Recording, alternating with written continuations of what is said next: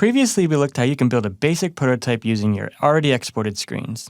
But did you know that you can include source files inside InVision to build out prototypes? We're going to look at how you can use Sketch and Photoshop files to bring your source files into InVision and start building prototypes. The first thing we need to do is make sure that our Sketch file or Photoshop file is optimized. We're going to go to our exercise folder, go to prototypes. I'm going to use Sketch, go to Hi-Fi. With InVision Sync, the only thing that you have to keep in mind with your files is that every artboard will become a screen inside InVision, and every name of that artboard will become the title of that screen. So you want to make sure that you set up your file with that in mind. And any screen that you don't want to include, or any page that you don't want to include, you simply put a minus sign in front of it. So I don't want to sync my icon or my loading screen. So I'm going to put a minus sign in front of that artboard, a minus sign in front of that artboard, and then I'm going to rename my screens just to make sure that they're a little bit more reflective of what they'll be in the prototype. Screen 1 will become our login. Screen 2 will become our home. 3 will be compose. 4 will be chat. Gallery is 5. 6 is attached. And let's just make sure 7 and 8. So 7 is overlay. And 8 is menu.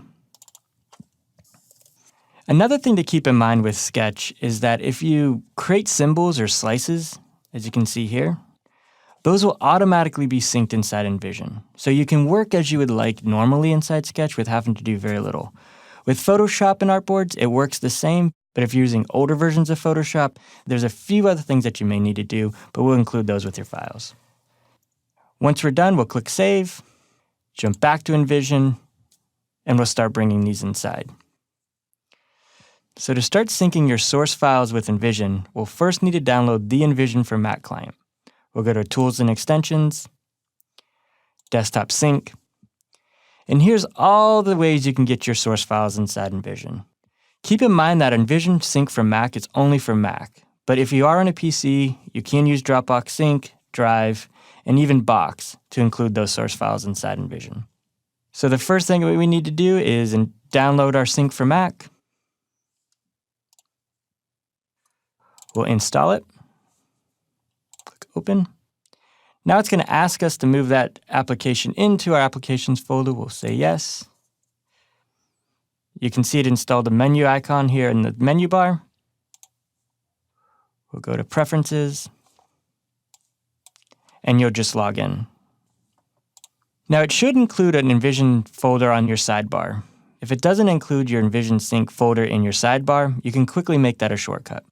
Go to your InVision Sync application in your menu bar, click Open InVision Sync folder, and simply drag InVision into your sidebar.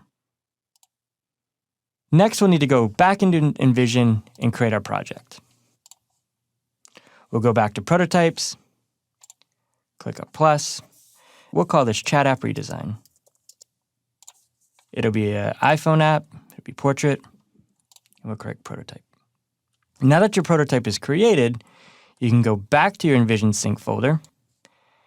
And once this is done syncing, you'll now see your project inside InVision Sync.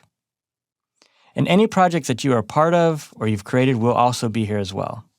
And in here, you'll have your Assets folder for any fonts, images, and source files that you'll be using on the project. And you'll have your screens, which will be the screens that actually InVision uses to build the prototypes. So to get your source file inside InVision, all you need to do is go to your Source Files folder. We'll go to our Exercise files. And we'll simply drag and drop that source file right inside that Source Files folder. With Sketch, you will have to include your fonts, but with Photoshop, you don't. We'll go to Fonts, we'll go to our Exercise files, go to Fonts. We'll copy those as well.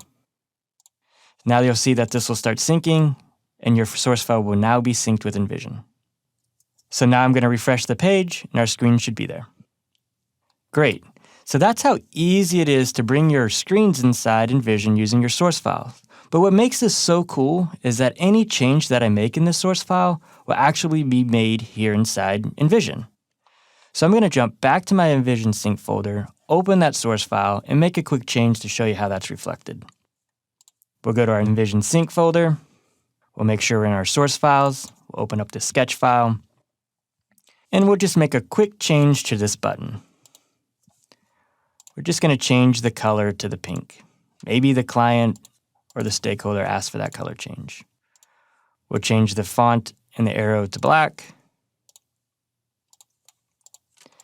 Now that the changes are made, we'll click Save. We'll see InVision Sync start to sync. We'll go back into InVision. We'll refresh the page. We'll go to the page that we made the change to. And you'll see that the color has been reflected right inside your prototype. The cool thing about InVision Sync and our source file integrations is that if you keep the same file name, any artboard that you replace will actually have a history to it. So you click the history mode, and you can see all the changes that we've made on this prototype. Started with the blue button, now we're at the pink button. And you can see all the activity associated to that as well. So that's a really quick look at how you can use InVision Sync with your source files to keep your prototypes up to date.